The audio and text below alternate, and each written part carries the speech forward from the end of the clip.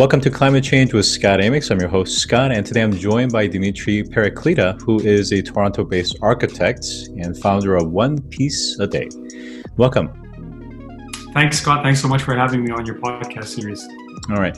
So, being that you're an architect, can you talk a little bit about how architecture intersects with environmentalism? So philosophically, architecture and the environment are intrinsically connected. So, as architects, we try to design buildings that are purpose-driven, that are also ideally, environmentally friendly and socially conscious. There's been a lot of data also in recent years that has come to the surface relating architecture to and construction to climate change. So, for instance, about 39% of all global greenhouse gas emissions come from construction. About 40% of all energy use is related to buildings. So as architects, we really need to take this on and take on that responsibility to work for a sustainable future. And that explains things like the LEED as well as other types of standards that ensures that new as well as renovating buildings really takes into account some of these sustainability issues, right? Absolutely, 100%. And there's also initiatives like the 2030 challenge that has been implemented in several states and provinces in the US and Canada, which aim to have, new construction, all new construction by 2030 being zero carbon footprint, which is a great challenge. So as an architect, why not focus on design and implementation? Why focus on litter? So we're actually doing both. So a lot of our projects, we try to implement as many green initiatives as we can.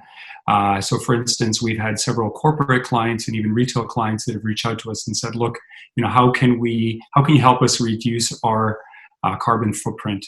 We're also doing in the residential sector, we have a few projects, including a house we're doing, which is off-grid. So all the water is coming from a well in the earth. We're harvesting rainwater for irrigation. There's solar panels, there's septic. So it's very interesting that this potential of architecture to actually help fight climate change. But at the same time, we're very interested in cleaning the planet and in the issue of litter and plastic pollution.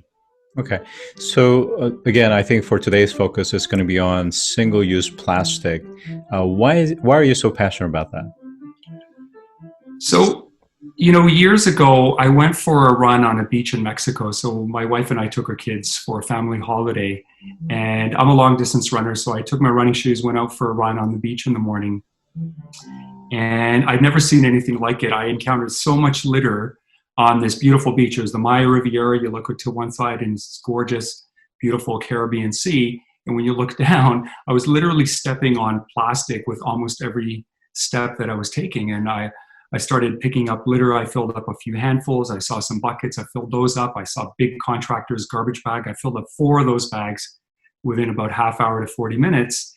And I just remember standing at the point I had to turn around, run back to my hotel. And it was almost like someone had punched me in the head. I couldn't move. I just remember staring up the entire north coast of Mexico and just thinking to myself, number one, I didn't really understand what I had walked into or ran into.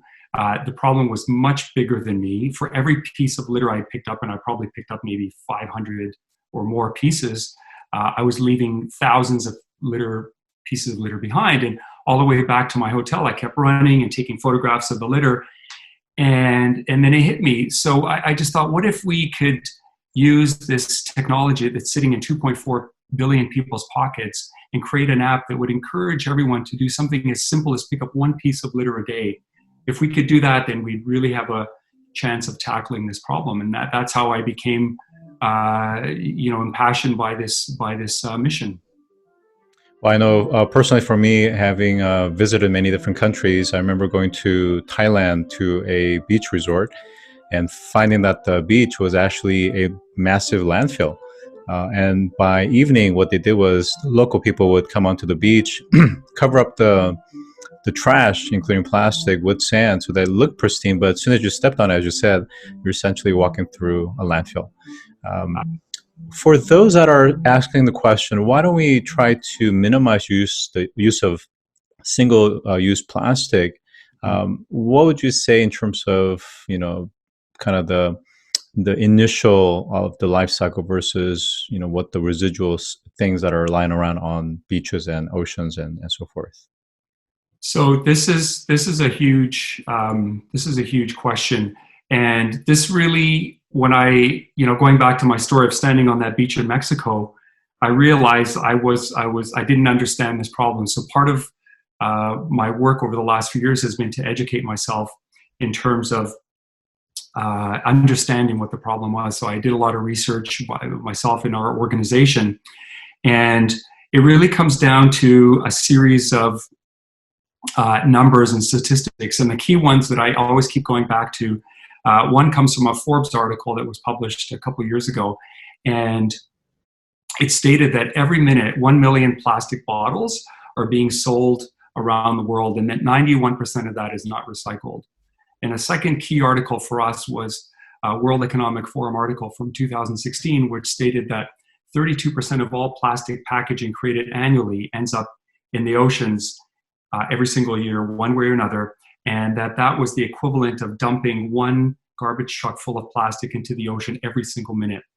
And given that 91% of plastics are not recycled, what has happened is the creation of this global crisis. So now we have 6 plastic gyres floating in the oceans, the most famous one, of course, being the Great Pacific Garbage Patch, which, according to most recent estimates, is measured at over 1.8 trillion pieces of litter that's mainly plastic floating between California and Hawaii. It's almost 3 times the size of the country of France. And, the issue is that the impact that this is having on the seas and their inhabitants is profound. So every year, 1 million seabirds are dying from plastic ingestion. We know that 100,000 whales and dolphins and turtles are dying every year from either ingestion of plastic or entanglement. So the issue is very serious, and it's worthwhile for us to take stock of our behavior in relation to single-use plastic. Yeah, I think it's projected that in several decades that there will be actually more plastic than fish in the ocean. And it's quite unfathomable for us to put it in that context, that scale. Again, I come back to not just in terms of cleanup, and there's some novel techniques that's being employed right now in terms of collecting plastic in the ocean. But why not consider taxation to the manufacturers, the CPGs that are actually producing this waste in the first place? Excellent point. So yes, absolutely. So taxation on manufacturers. In fact, we're also pursuing our work with governments. We're in Canada, so we've been reaching out to the Canadian government to actually encourage bans on single-use plastic. And our work has been kind of grassroots from the bottom up, but we're also working with the government from the top down. Let's get back into the One Piece a Day app. Okay. What exactly is it doing, and what's the user experience like? So the One Piece a Day app is very simply, it's a counter. So you take a picture of litter you might encounter, you punch in the number of pieces, and you hit save.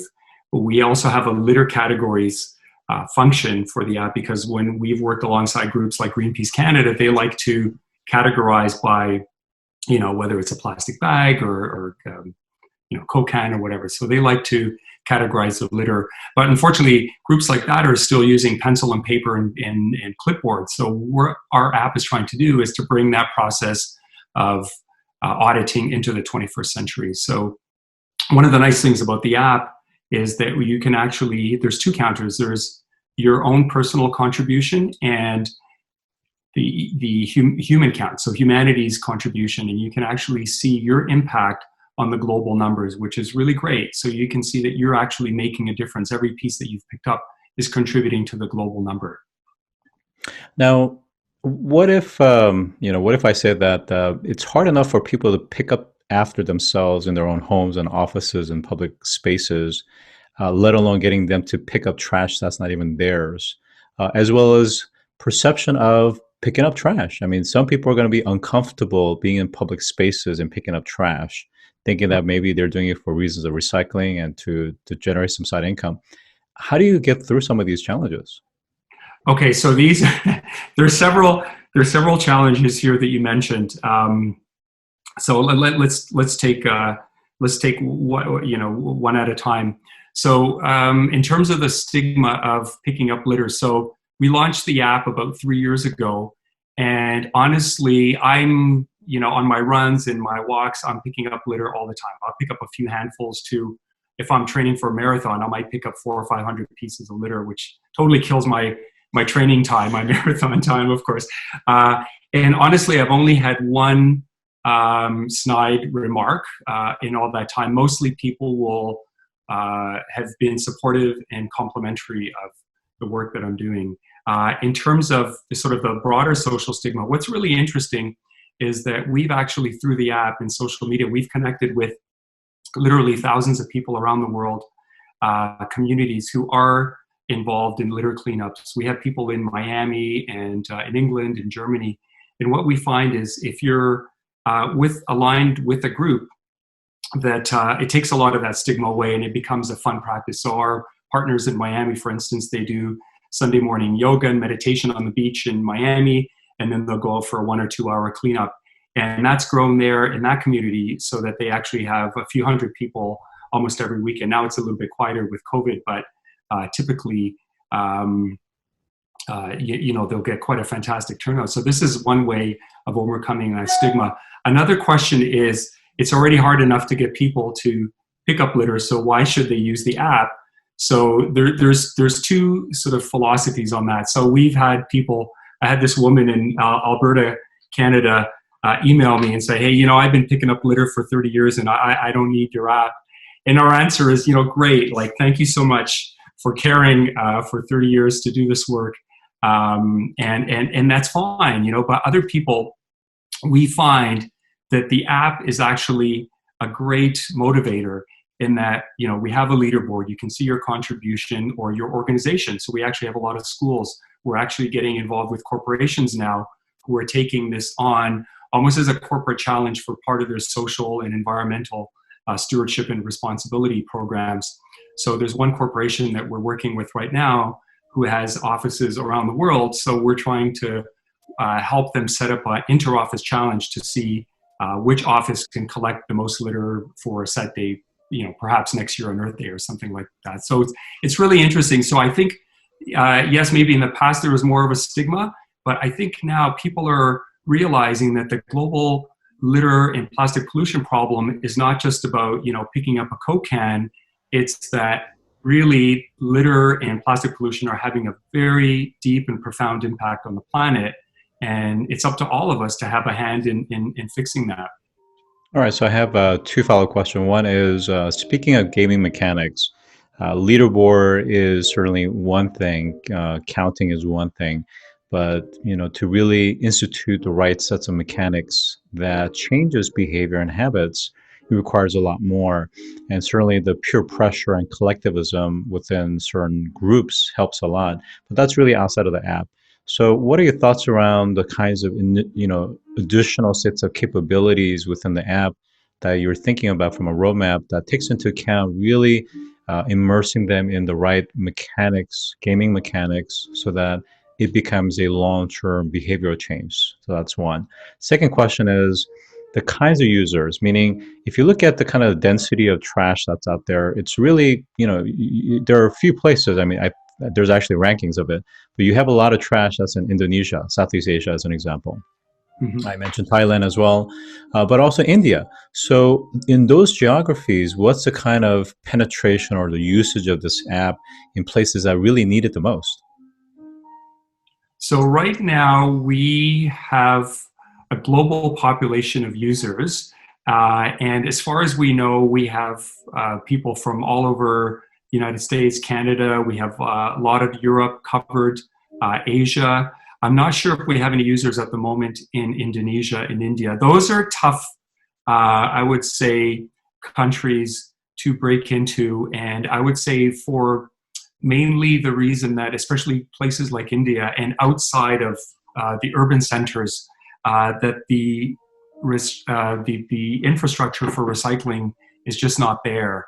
And this is the comment that we've gotten again and again. So I think the work has to happen on a higher level in countries like that, with governments and municipalities, to implement proper infrastructure for the collection of litter and recycling, for the app to be more successful. Now, having said that, we've also had feedback, very positive feedback from users around the world, saying that, we're in a place where we might not have the proper infrastructure, but just having your app on our phone has made us aware of all the litter that's on the streets and the sidewalks and the parks and the beaches.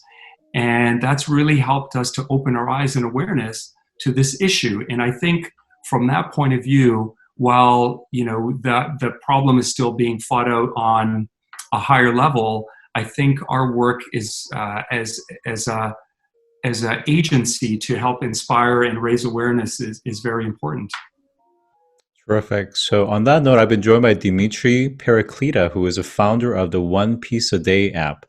Thank you for joining, and thanks for doing your part to help with climate change action.